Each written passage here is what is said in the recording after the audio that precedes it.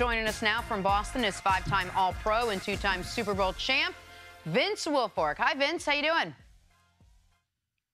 I'm doing good. How about yourself? I'm great. Thank you for getting up and hanging with us this morning. I got to ask how retirement is treating you, because I know 8 a.m. TV calls, probably not part of the plan when you gave up football. It is all good. Once here and there, I can live with. All right, we'll take it. Hey, let me start with this, Vince. You retired after last season. You're 35 years old. We've been talking a lot this week about Tom Brady. He's still going strong. He's 40. You played with Tom. You know him on and off the field. He says he's got another couple of years left in him. That could be 3, that could be 15. Who knows with this guy and his crazy diets? What do you think about Tom Brady and what he's got left in that tank? I think Tom is going to play as long as Tom want to play. I don't, at some point your body will fail you, but I don't see it failing him within the next 3 years. Just watch him play. And one thing about quarterback is always about footwork in the pocket and being able to throw the football. And those are two things that he still has, if not gotten better with footwork as he got older, because he dedicate more time in those areas. And as an old player, you can't do what you did when you was 10 years younger. It's things that you have to, before you could just roll out of bed and not touch your toes and just go and play a game or go to practice. But now, when you can't roll out of the bed, you kind of crank yourself out of the bed. You have to stretch and you have to do these things. So it's things you have to do differently as you get older. And I think Tom is starting to do those things, and he's been doing it for a while. And that's the one thing that keeps him above everybody else, because he put in the work. He know areas that he has to attack and be better at and make sure it's on point. And, 2 of those are footwork in the pocket and his arm. And those 2 things you see on a weekly basis that he hasn't lost a step in. Vince, you have tremendous insight, not only also in Tom Brady, but Mr. Kraft. I was very fortunate able to take a trip with him and the Kraft family to Israel this offseason. Now, you have to move over in the family because he also adopted me. I know he's adopted you. But Bill Belichick, as much as there's been put out there about Bill Belichick, most of us don't know him.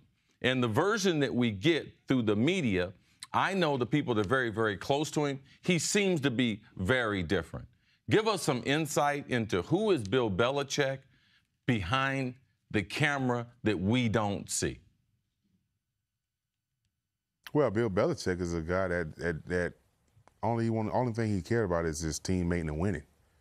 It's pushing us to the highest level. We do things, and he practiced us like sometimes as if we were still in college.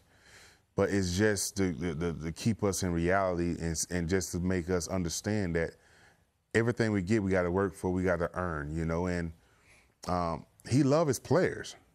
I mean, guys that have been coached by Bill Belichick, some people might have different views of him, but majority of his players love him. And I think I've seen Bill from the time I was a rookie up until now. I've seen him actually transform into kind of get the understand nowadays players. Everybody know Bill is old school. I thought I thought Bill would never work with tablets and iPads. I really did, because I was the same way. I'm like, look, give me my pen and pad and give me my thick pieces of paper and let me study like that. But over time, with these guys coming out of college and they getting used to stuff like that, so over time he knew he had to change to be a better coach and understand his players. And I think he'd do a great job of understanding his players individually, what they need to be the best at their position. And that's why he's successful. That's why the New England Patriots are successful up under. We talk about how he's successful, his method for going about that. You and the Patriots have had tremendous success against rookie quarterbacks. What does he do that's different than other coaches and has made him so successful going against rookies? Well, I think it all starts with a mindset, to be honest with you. It's nothing magical that I can remember doing to a rookie quarterback. You watch film from him in college, just because you don't have as much footage of him in the pros. But it's a mindset. It's basically a mindset. It's going out there facing the rookie, and you don't want a rookie to beat you. Plain and simple. It's nothing more than that. And just preparing well, being alert for anything, especially if you're dealing with a quarterback that's athletic, or a quarterback with a big arm, understanding their strengths and weaknesses, and being able to attack it. So, to me, I think it's more of a mindset than anything that he can actually try to coach. Vince, you've played with a bunch of great players all over the team, all over your teams, especially on defensive lines. You played next to Richard Seymour, but you also played next to a guy who might finish his career as one of the 2 best 3-4 defensive ends ever, J.J. Watt. When you're lined up next to J.J., what's different about how teams are attacking or trying to defend him than other even great players you've played with? Well, at the end of the day, if you run away from him, he's gonna chase you down. If you run to him, you better have 2. But as long as he draws 2 people and have that attention on him, it's going to always be somebody that he's clearing up. But to line up to a guy that basically is so dynamic in every snap or every play, and he can change a game, you got to tip your hat to him. I mean, just being able to play with him and be in practice with him and just see the work he does and stuff like that, it's no question of why he's that good, because he put the work in. I've been around a lot of good defensive linemen, and he's another one where every snap he's got to be accounted for. I mean, you scheme plays because of him, and teams of offenses are afraid of him. They're scared of him.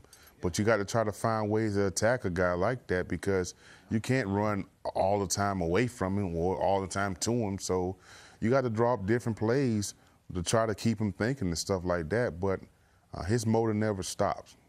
The Patriots are nearly a 2-touchdown favorite, biggest favorite of the weekend this weekend against the Texans. If this game ends with the Texans' victory, what will have had to happen? Turnovers and just taking advantage of missed opportunities by the Patriots. Absolutely. I think the Texans have the defense that can play with them, but you have to capitalize, and you have to steal 2 or 3 possessions. You have to, and by stealing that means turning over the ball, scoring on defense and special teams. You have to get a couple of possessions to turn things in your favor. So if they can do that, I think they'll be able to beat them. All right, people talk about your 2 Super Bowl championships. Neither of those teams was the best team you were ever on. I don't care what anyone says. The best team Vince Wilfork ever played for was the 2001 Miami Hurricanes. That is the greatest football team ever put together. I looked it up. You had 22 starters, 19 drafted. You had 20 guys that didn't start who were drafted. You had 39 guys drafted. Another few guys make rosters as undrafted free agents. Practices. Just take me back to playing with the greatest college football team ever and what it was throughout that season, or just the competition within practice. It was all about, being from Florida, Miami. I'm coming from Palm Beach. We had the whole state of Florida on lock with recruiting. There wasn't a team that can come in and take any players that we wanted down at the University of Miami. You couldn't come in the state of Florida and get those guys like that. Just being able to compete and practice every day. And we would go out and we practice as if it was games. So we would scrimmage every day. We would compete every day. I mean, if it was training, I remember getting up at 5 o'clock in the morning, and we would have these training sessions, and we are full-fledged. I'm talking about competing left and right. It's been over, and we still out there. There's arguments. It's this. I'm stronger. I'm faster. And we always pushed each other. We always pushed each other to the max. And, you know, we love one another. We are truly family.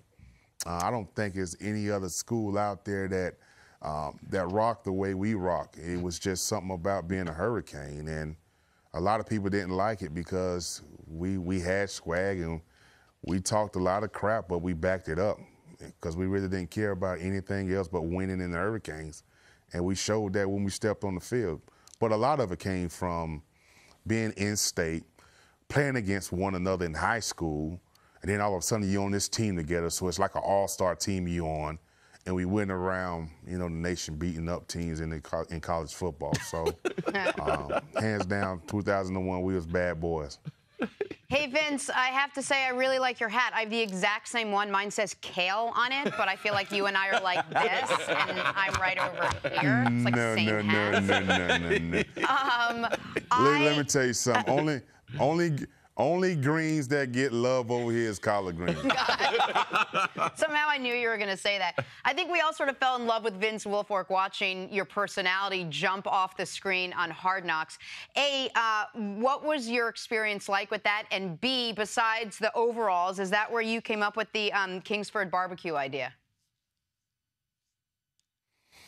No, you know, my thing is, you know, I have a 100-acre ranch in Florida, and I have pictures of them, and when I work down there, that's what I wear, my overalls. If I'm baling hay or fixing something or whatever it may be, I'm in overalls. So, you know, in Boston, I kind of didn't really get into it because the weather was just so different in Boston. I was like, you know, I had them, but I didn't ever put them on. So now being here in Texas, I say now I can really, you know, rock my overalls, and sure enough, you know, Hard Knocks was there. So I was like, okay. Well, let me give, you know, people a little taste of who I am. And, you know, when I came in with my overalls, it was like Scammer Ashton. I mean, me playing, I always try to find a way that I can get through to my teammates. Because at the end of the day, football is fun. You're supposed to have fun playing it. And my whole career, I had fun playing football. I was passionate about it. I loved it.